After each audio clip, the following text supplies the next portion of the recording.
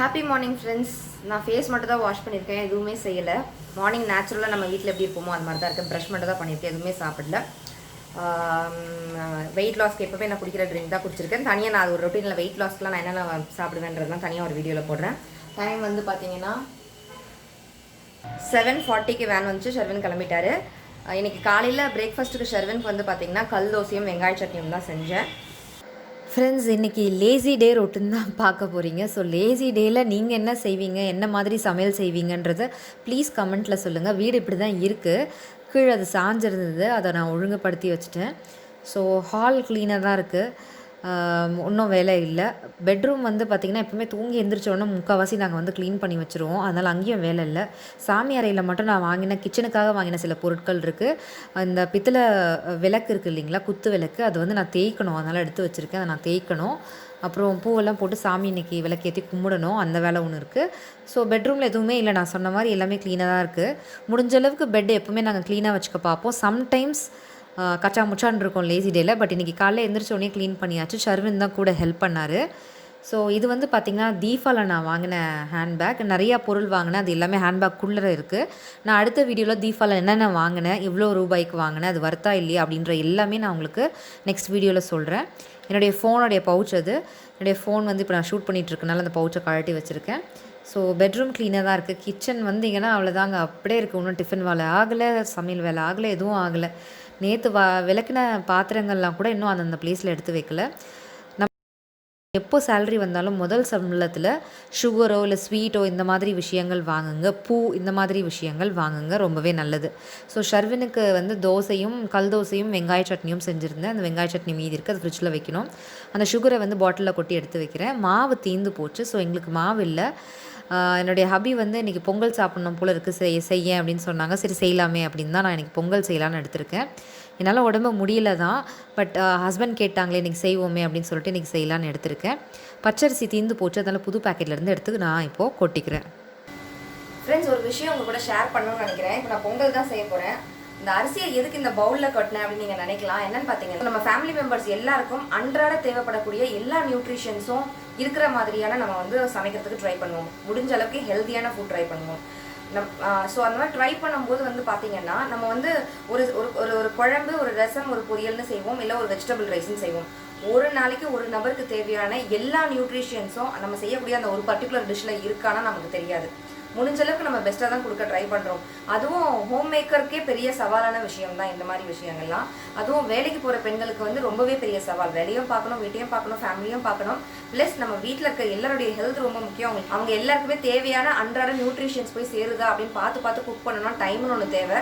அத்தனை டிஷ்ஷஸ் செய்கிறதுக்கு வந்து டைம் ஒன்று வேணும், ப்ரிப்பேர் பண்ணணும். அந்த டைம் வந்து இப்போ வந்து இருக்க மாட்டேங்குது ஃபாஸ்ட்டாக க்ரோயிங் வரல. ஏன்னா ஃபினான்ஷியல் நீட்ஸ் இருக்கனால அவங்க இப்போ எல்லாருமே வந்து வேலைக்கு ஓடிறது அப்படின்னு இருக்காங்க, ஹெல்த்தை பார்த்துக்கிறது இல்லை. சரி, வேறு ஏதாவது ஒரு ஹெல்த்தை பார்த்துக்கக்கூடிய வேறு ஏதாவது ஒரு விஷயங்கள் நம்ம ஃபுட்டில் டயட்டில் சேர்க்கலாம் அப்படின்னு நினச்சாக்கா அதுக்கு தனியாக வந்து ப்ரிப்பரேஷன் டைம்னு ஒன்று எக்ஸ்ட்ராவாக தனியாக எடுத்துக்குது. ஸோ அந்த மாதிரி நான் யோசிச்சுட்டு கொஞ்சம் ஹெல்த்லாம் இல்லாமல் பிஸ்னஸ் பார்க்குறது, யூடியூப் பார்க்குறது, 2 சேனலும் பார்க்குறது, எவ்ரிடே எனக்கு வந்து டைம் இருக்கும். தூங்கவே டைம் இருக்காது. வீடை பார்க்குறது, குழந்தைய பார்க்குறது, குழந்தைக்கு எக்ஸாம் நேரத்தில் சொல்லிக் கொடுக்குறது, இந்த மாதிரியே போகிறதுனால ஹெல்த்தை பார்த்துக்க முடியல. லாஸ்ட் வீடியோலேயே நான் சொல்லியிருந்தேன், விளாகில் ரொம்ப டல்லாக இருக்குது, எனக்கு அப்படியே அடிச்சு போட்ட மாதிரி படுத்துட்டா போதும், தூங்கிட்டா போதுன்ற மாதிரி டயர்டாக இருக்குது அப்படின்ட்டு. அந்த வீடியோ வந்து பார்த்தீங்கன்னா சில வாரங்களுக்கு முன்னாடி ஷூட் பண்ணது. லாஸ்ட் வீக் நீங்கள் பார்த்துருந்துருப்பீங்க அந்த வீடியோ. ஸோ என்னுடைய ரிலேட்டிவ் ஒருத்தவங்க வந்து எனக்கு ஒரு விஷயம் சஜஸ்ட் பண்ணாங்க, நான் அதை உங்களோட ஷேர் பண்ண போகிறேன் இந்த வீடியோவில். ஸோ நான் என்ன ஃபாலோ பண்ணுறேன் இதெல்லாம் டேக்கிள் பண்ணுறதுக்கு, லைக் பிஸ்னஸையும் பார்த்துக்கிட்டு ஃபேமிலியும் பார்த்துக்கிட்டு எங்கள் ஃபேமிலியில் உள்ளவங்களுடைய நியூட்ரிஷன் வேல்யூவை வந்து மெயின்டைன் பண்ணுறதுக்கு நான் என்ன செய்கிறேன் அப்படின்ற விஷயத்தை மட்டும்தான் நான் உங்கள்கிட்ட ஷேர் பண்ண போகிறேன். வாங்க பார்க்கலாம். பச்சரிசி எடுத்துருக்கேங்களா, நான் சொன்ன ப்ராடக்ட் வந்து பார்த்திங்கன்னா இதுதான் நியூ சக்தி. இதில் வந்து பார்த்திங்கன்னா நியூ சக்தி இந்த மாதிரி இருக்குது. இதில் வந்து பார்த்திங்கன்னா விட்டமின்ஸ் இருக்குது, மினரல்ஸ் இருக்குது, iron, folic acid, multi vitamins எல்லாமே இருக்குது, ஜிங்க் இருக்குது. ஒரு நாளைக்கு தேவைப்படக்கூடிய எல்லா விதமான விட்டமின்ஸ், மினரல்ஸ், நியூட்ரிஷன் வேல்யூஸ் இருக்கக்கூடிய அயன், ஃபோலிக் ஆசிட், ஜிங்க் எல்லாமே இருக்கிறதுனால இது வந்து ஒரு நபருக்கும், நம்ம குடும்பத்தில் இருக்க ஒரு நபருக்கும் அன்றாட தேவைப்படக்கூடிய நியூட்ரிஷன் வேல்யூஸ் வந்து ஆட் ஆகிடுது. இந்த மாதிரி ப்ராடக்ட்ஸ் ஏதாவது நம்ம வந்து ஹெல்த்க்காக சேர்க்குறோம் அப்படின்னா ப்ரிப்பரேஷன் டைம்னு ஒன்று எக்ஸ்ட்ரா எடுத்துக்கும். பட் இதை பொறுத்த வரைக்கும் ரொம்ப சிம்பிள், இப்படின்றதுக்குள்ளே நம்ம முடிச்சிடலாம். அப்படின்னு பார்த்தீங்கன்னா இது வந்து 10 பேக்கெட்ஸ் இருக்கும் உள்ள, இந்த மாதிரி சாஷேவாக இருக்கும்.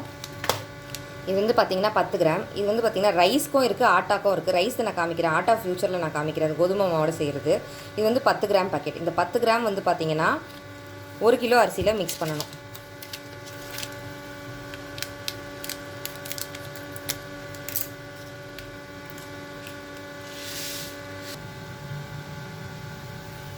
ஸோ இந்த அரிசி அதில் அப்படியே போட்டுற வேண்டியதுதான். தெரியுதுங்களா? இதை அப்படியே இப்படி மிக்ஸ் பண்ணிட வேண்டியதுதான்.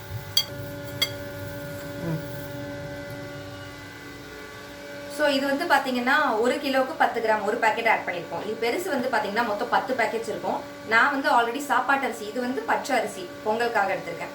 சாப்பாட்டு அரிசி வந்து பார்த்தீங்கன்னா 10 கிலோ இருக்கும் இல்லைங்களா, அதில் வந்து இதில் 10 பேக்கெட்ஸ் இருக்குது. 1 கிலோவுக்கு ஒரு பேக்கெட், 10 கிலோவுக்கு 10 பேக்கெட் தேவைப்படும். இந்த மாதிரி ஆல்ரெடி நான் பாக்ஸை வந்து என்ன பண்ணிட்டேன், அரிசி ட்ரம் இருக்கும் பார்த்தீங்களா, அதில் 10 கிலோவுக்கு ஒரு பேக்கெட் அப்படின்ற விதத்தில் ஒரு பேக்கெட்டை ஃபுல்லாகவுமே நான் வந்து கலந்து எடுத்து வச்சுட்டேன். இப்போ என்னன்னா, இந்த அரிசியை நம்ம அன்றாடம் வந்து சமைக்கிறோம் இல்லைங்களா, சமைக்கும் போது இந்த அரிசியோட அந்த நியூட்ரிஷன் வேல்யூஸ் எல்லாம் கலந்துருக்கு. டெய்லி நம்ம சவுத் இந்தியன்ஸ் வந்து பார்த்தீங்கன்னா டெய்லி நம்ம சாப்பாடு செய்யாமல் இருக்க மாட்டோம், அரிசி யூஸ் பண்ணாமல் இருக்க மாட்டோம்.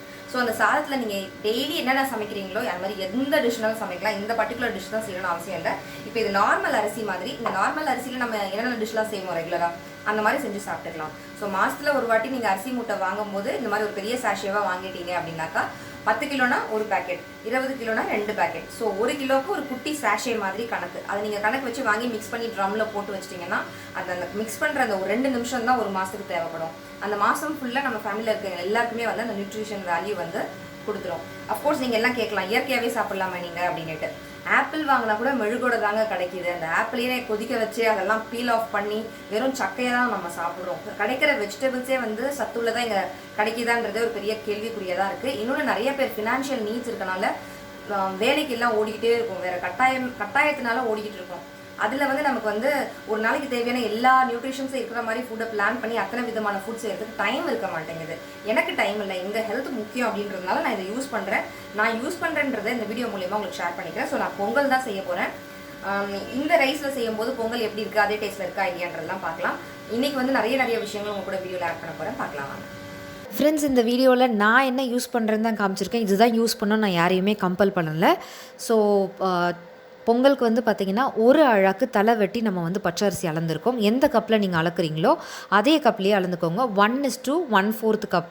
ஒரு அழாக்கு அரிசிக்கு 1/4 அழாக்கு சிறுபருப்பு சேர்த்துருக்கேன், அதில் உப்பும் சேர்த்துக்கிறேன். தண்ணி வந்து எவ்வளோன்னா, ஒரு அழாக்கு கணக்குன்னா அதுக்கு வந்து 3 அழாக்கு தண்ணி வைக்கணும். மொத்தம் அரிசியும் பருப்பும் சேர்த்து 1.25 அழாக்கு வந்துச்சு இல்லைங்களா. ஸோ மொத்தம் 3.25 அழாக்கு தண்ணி வச்சுருக்கேன். ஆழாக்காக இருக்கலாம், இல்லைனா உழக்கு என்ன சொல்லுவீங்க நீங்கள் எனக்கு தெரியல, கிளாஸாக இருக்கலாம், இல்லை எனி கப்பாக இருக்கலாம். ஸோ இதுதான் ரேஷியோ. பச்சரிசியில் செய்யும்போது பொங்கலுக்கு கூடுதல் ருசி இருக்கும். ஸோ நம்ம அதை வந்து ஸ்டவ்வில் ஏற்றிட்டு கரெக்டாக ஒரு 4 விசில் வந்தோடனே நம்ம இறக்கிடலாம். விசில் தானாக ரிலீஸ் ஆனதுக்கப்புறமேட்டு நம்ம தாளிச்சிடலாம். ஸோ எக்ஸ்ட்ராவாக அரிசி நான் மிக்ஸ் பண்ணி வச்சுருந்தேன் இல்லைங்களா, அதெல்லாம் வந்து ஒரு ஸ்டோரேஜ் கண்டெய்னரில் வந்து கொட்டி எடுத்து வச்சிடலாம். நம்ம இந்த பவுல்லாம் எடுத்து வாஷ் பண்ணி எடுத்து வச்சிடலாம். நேற்று வாஷ் பண்ணி காய்ந்த பாத்திரங்கள் இருக்குது இல்லைங்களா, அதை தான் அந்தந்த கேபினெட்டில் நான் வந்து இப்போ அரேஞ்ச் பண்ணி வைக்க போகிறேன். இன்றைக்கி எனக்கு உடம்பே முடியல, அது ஏன்னு தெரியல. அதான் நான் சொன்னேன் இல்லைங்களா, ஒரு 1 வீக்காக இப்படி தான் இருக்குது அப்படின்ட்டு. ஸோ இன்றைக்கி சமைக்கிற மூடு இல்லை. அதனால தான் ஷர்வின்கே நான் வெறும் தோசை குழந்தைக்கு கொடுத்து அனுப்பிச்சிருந்தேன். அம்மா வந்து இன்றைக்கி மதியானம் சமைக்காத, நம்ம வீட்டில் வந்து சாப்பிட்ருன்னு சொன்னாங்க. ஸோ அம்மா வீட்டில் தான் நான் போய் இன்றைக்கி மதியானம் சாப்பிட போகிறேன். மதியானம் சமையல் வேலை இல்லை. என் ஹஸ்பண்ட் மாவு வேறு இல்லைன்றதுனால பொங்கல் செஞ்சு ரொம்ப நாள் ஆகுது செய்யின்னு சொன்னனால தான் நான் காலைல பொங்கல் கடகடன்னு செஞ்சிட்ருக்கேன். ஸோ தேங்காய் சட்னி செய்யலான்னு தேங்காய், உடச்ச கடலை, பச்சை மிளகா, அடுத்தது உப்பு, இது எல்லாமே சேர்த்துருக்கேன். நான் சேர்த்து அரைச்சிட்டு வந்துட்டேன். அடுத்து தாளிப்புக்கு தேவையான பொருட்கள்லாம் வந்து நான் ரெடி பண்ணி வச்சுருக்கேன். தாளிப்பு கரண்டியும் சேர்த்துக்கலாம். அப்பப்போ நீங்கள் கவுண்டர் டாப்பை க்ளீன் பண்ணிகிட்டே இருந்தீங்கன்னா உங்களுக்கு டோட்டலாக க்ளீன் பண்ணும்போது ஒரு பெரிய எஃபோர்ட்டே இல்லாத மாதிரி இருக்கும், க்ளீனிங்க்கு ஈஸியாக இருக்கும். ஸோ மதியானம் லஞ்ச் செய்கிற வேலையில் கடகடன் பொங்கலை சுடு சாப்பிட்டுட்டு கொஞ்சம் நேரம் தூங்கலாமான்னு தான் இருந்துச்சு எனக்கு உடம்பு. பார்த்திங்கன்னா ஒரு பேனில் 1 டேபிள் ஸ்பூன் அளவுக்கு எண்ணெய் விட்டு 1/4 டீஸ்பூன் அளவுக்கு கடுகு, 1/4 டீஸ்பூன் அளவுக்கு உடைத்த உளுத்தம்பருப்பு, 1/4 டீஸ்பூன் அளவுக்கு சீரகம், கருவேப்பிலை, பெருங்காயம் இதெல்லாம் சேர்த்து தாளிச்சிட்டு அதை நம்ம வந்து சட்னியில் சேர்த்துற போகிறோம். அதே பேன்லேயே நம்ம வந்து பொங்கலுக்குமே தாளிச்சிடலாம். 1 டேபிள் ஸ்பூன் அளவுக்கு எண்ணெயும் 2 டேபிள் ஸ்பூன் அளவுக்கு நெய்யும் நான் சேர்த்துக்க போகிறேன். சேர்த்துட்டு மிளகு, சீரகம், பொடியாக நறுக்கி வச்ச இஞ்சி, கேஷ்யூ நட்ஸ், பெருங்காயத்தூள், கருவேப்பிலை இதெல்லாம் சேர்த்து நம்ம தாளிக்க போகிறோம். ஒன்று நம்ம தாளிக்க போகிறோம். இந்த தாளிப்பு எல்லாமே நெய்யில் நல்லா கமகமன்னு வறுபட்டுச்சு அப்படின்னாக்கா பொங்கலுக்கு கூடுதல் ருசி இருக்கும்.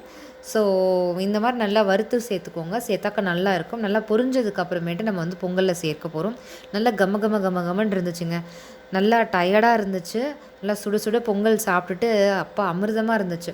நம்ம எப்போ டயர்டாக இருக்கோ இல்லை பசியில் இருக்கோமோ அப்போ நமக்கு எந்த சாப்பாடு நம்மளுடைய கையால் சமைச்சது, நமக்கு பிடிச்ச சாப்பாடு எது கிடைச்சாலுமே, அதுவும் வீட்டில் செஞ்ச சாப்பாடு கிடச்சிதுன்னா அது தேவாமிர்தமாக தான் தெரியும். நீங்கள் லேசி டேஸில் உங்கள் வீட்டில் நீங்கள் என்ன சமைப்பீங்கன்னு எனக்கு ஐடியாஸ் கொடுங்க. ஸோ தட் நான் ஃப்யூச்சரில் ட்ரை பண்ணுறேன். ஸோ பொங்கல் வந்து நல்லா மேஷ் பண்ண மாதிரி கரண்டியில் ஒரு 2-3 கிளறிட்டு தாளிப்பு அதில் சேர்த்து, தாளிப்பையும் அந்த பொங்கலையும் சேர்த்து நல்லா ஒன்றா கிளர்ந்து விட்டுறேன். நல்ல கரெக்டான நல்ல கன்சிஸ்டன்சியில் வந்திருக்கு பாருங்களேன், நல்லா இருக்குது பாருங்களேன். ஸோ சுட சுட இருக்குது, சாப்பிட தான் போகிறேன். நார்மலாக நம்ம வீட்டில் பொங்கல் எப்படி செய்வோம், அது எவ்வளோ ருசியாக இருக்கும், அதே மாதிரி தான் ருசி. வேறு எந்த ருசியில் வந்து வித்தியாசங்கள் வந்து உங்களுக்கு தெரியவே தெரியாது. நல்லா சுட சுட தேங்காய் சட்னியும் வெண்பொங்கலும் கமகமன் வாசனையோடு சாப்பிட்லான்னு சாப்பிட்டேன். அவ்வளோ ருசியாக இருந்துச்சுங்க, அவ்வளோ ருசியாக இருந்துச்சுங்க. வெறும் பொங்கல் தானே அப்படின்னு நீங்கள் நினைக்கலாம். அந்த டயர்ட்னஸில் சுட சுட சாப்பிடும்போது அப்பாடி, அது பெண்கள் வந்து அவ்வளோலாம் ரசித்து சாப்பிட மாட்டோம். அந்த முடியாத நேரத்தில் சாப்பிடும்போது அந்த கொஞ்சோண்டு சாப்பிட்டா கூட அது ஒரு திருப்தியாக சாப்பிடும்போது அது ஒரு ஒரு ஒரு ஃபீலிங், அது பெண்களுக்கு தான் தெரியும். நம்மளே சமைச்சு நம்மளே சாப்பிட்றவங்களா, அது சுட சுட சாப்பிட முடியாது எல்லாருக்கும் பரிமாறிட்டு சாப்பிடும்போது. சம்டைம்ஸ் சூடாக சாப்பிடும்போது அது தேவாமிர்தமாக தெரியும். சாப்பிட்டு முடிச்சுட்டு பொங்கல் வேறங்களா கொஞ்சம் செரிக்காது அப்படின்னு கொஞ்சம் வேலை செய்யலாம் அப்படின்னு சொல்லிட்டு கொஞ்சம் வீடெல்லாம் க்ளீன் பண்ணேன். அந்த பித்தளை விளக்குலாம் இருந்துச்சு இல்லைங்களா, அதெல்லாம் விளக்கி வச்சேன். அடுத்தது வாஷிங் மிஷின் ஆன் பண்ணலான்னு ஆன் பண்ணேன்.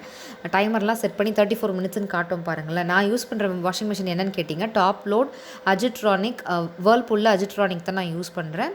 34 மினிட்ஸ்ன்னு காட்டியிருக்கு. இன்னும் இன்லெட் வாட்டரில் அவுட்லெட் வாட்டர்லாம் அதை எடுத்துக்காது கணக்கு. அதெல்லாம் சேர்த்தா 1.25 மணி நேரம் ஆகும்.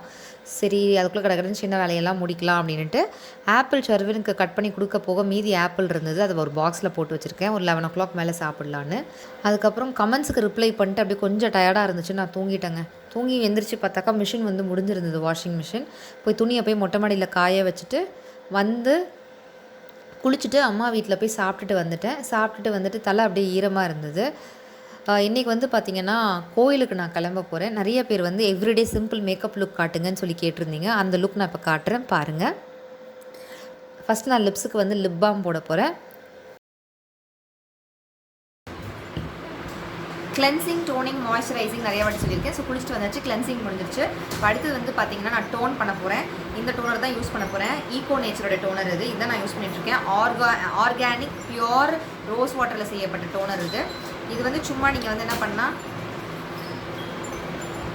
ஒரு ட்ராப் மட்டும் எடுத்துக்கிட்டால் போதும்.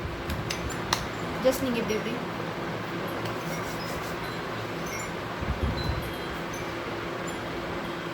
நிறைய டோனர் தேவைப்படாது, சும்மா இந்த மாதிரி ஃபியூ ட்ராப்ஸ் மட்டுமே தாராளமாக போதுமானது. ஸோ க்ளீனிங் முடிஞ்சிருச்சு. டோனிங்க்கு டோனர் போட்டோம். அடுத்தது மாய்ஸ்சரைசருக்கு நியூட்ரிடர்ம் தான் யூஸ் பண்ணுறேன். விட்டமின் இ இருக்குது, ட்ரை ஸ்கின்க்கு ரொம்ப நல்லது. முக்கியமாக சொல்லப்போனால் நியூட்ரிடர்ம் வந்து பார்த்திங்கன்னா எல்லா ஸ்கின்க்குமே நல்லது. எவ்ரிடே நான் யூஸ் பண்ணுறேன். எப்போவுமே ஒரு மாய்ஸ்சரைசர் யூஸ் பண்ணால் நம்மளோட ஸ்கின் டோன் வந்து டார்க்காக காமிக்கும். பட் இந்த மாய்ஸ்சரைசர் நல்லா ஒரு ஃபேராக காமிக்குது, ரொம்ப நல்லாயிருக்கு. எல்லா ஸ்கின் டோனுக்கும் மேட்ச் ஆகிற மாதிரி இருக்குது, அப்படியே வழிஞ்சு வரல. அதனால எனக்கு இது ரொம்ப பிடிச்சிருக்கு. எல்லா ப்ராடக்ட்டுடைய லிங்க்ஸையும் நான் டிஸ்கிரிப்ஷன் பாக்ஸில் கொடுக்குறேன், வேணுன்றவங்க பாருங்கள். நல்லா இந்த மாதிரி ஸ்கின்னில் அப்சர்வ் ஆகிற மாதிரி தேய்ச்சிட்டு கொஞ்சம் கேப் விட்டுட்டு சிசி க்ரீமோ இல்லை பிபி க்ரீமோ இல்லைனா ஏதாவது ஒரு ஃபவுண்டேஷனோ அப்படி இல்லைனா ஏதாவது ஃபேர்னஸ் க்ரீம் உங்களுக்கு என்ன பிடிக்குதோ நீங்கள் அதை சேர்த்துக்கலாம். எனக்கு ஃபேர் அண்ட் லவ்லி தான் நான் போட போகிறேன். நான் பக்கத்தில் இருக்க கோயிலுக்கு தான் நான் போகிறேன் என் ஹஸ்பண்டோட. எந்த இடத்துக்கு போனால் என்னங்க, ஆத்துக்காரோட போகிறது சந்தோஷமான விஷயம் தான். அதனால தான் நான் மேக்கப் போட்டு போகிறேன். கோயிலுக்கு இவ்வளோ மேக்கப்பா அப்படின்னு கேட்காதீங்க. ஹஸ்பண்டோட போகும்போது ஒரு சந்தோஷம் தானுங்களே, அதனால நான் ட்ரெஸ் பண்ணிட்டு போகிறேன். ஸோ ஃபேர் அண்ட் லவ்லி போட்டு முடிச்சுட்டு இந்த முடி வந்து வழிஞ்சு விழுந்துகிட்டே இருந்துச்சு, அதனால் கட்டிடலாமேன்னு நான் கட்டினேன். அப்புறம் ஒரு லூஸ் பவுடர் ஒன்று போட்டுக்கிறேன். நீங்கள் ஃபேஸ்க்கு என்ன பவுடர் யூஸ் பண்ணுவீங்களோ நார்மல் பவுடர் நீங்கள் போட்டுக்கலாம். நானும் நார்மல் பவுடர் தான் போடுறேன். பவுடர் போட்டு அடுத்தது பொட்டு வச்சுக்க போகிறேன். அவ்வளோதான், பவுடரும் போட்டாச்சு, பொட்டும் வச்சாச்சு. இப்போ எனக்கு ரீசன்ட் ஃபேவரட், ரொம்ப மாதமாக நான் சொல்லிகிட்டு இருக்கிறது எஸ்கியூ படாஸ் தான். எனக்கு ரொம்ப பிடிச்சிருக்கு. ஒரு ஸ்ட்ரோக்லேயே உங்களுக்கு நல்லா டார்க்காக வரும். நல்ல ஒரு super black, waterproof, smudge ப்ரூஃப்லாம் இருக்குது. நல்லா கண்களை வந்து பளிர்னு எடுத்து கொடுக்குது.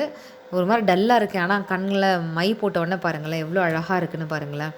ஸோ அதை நான் யூஸ் பண்ணுறேன். கண்ணுக்கு மை இட்டதுக்கப்புறம் faces Canada magnet eyes eyeliner இது பிளாக் கலர், அதுதான் நான் யூஸ் பண்ண போகிறேன். அந்த பிரிசில்ஸ்லாம் வந்து பார்த்திங்கன்னா ரொம்ப மெலீஸ், அந்த ப்ரஷ் வந்து பார்த்திங்கன்னா ரொம்ப மெலீஸாக இருக்குது.